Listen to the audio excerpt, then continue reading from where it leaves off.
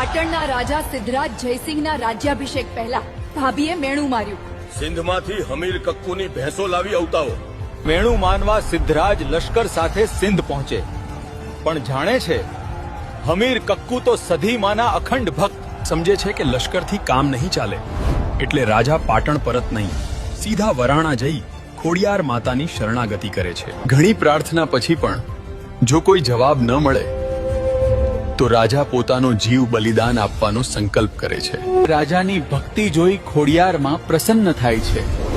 સિદ્ધરાજ સાથે સિંધ જાય છે અને માનો વરદાન મળે છે. સધીમાં કહે, ભેંસો લઈ જજો, પણ 3 દિવસમાં પરત લાવજો. સિદ્ધરાજ ભેંસો લઈને પાટણ લઈ આવે છે. આય પૂરો થાય છે. ભેંસો પરત નથી જતી. હમીર કક્કુ ફરી સધી માં પાસે પહોંચે છે અને માં ખુદ પાટણ જવાની ઠાને છે. પાટણના પીરો રસ્તો રોકે છે, ત્યારે સધીમાં પાતળી દોરી પરથી કૂદી પરચો આપે છે અને પાટણમાં પ્રવેશ કરે છે.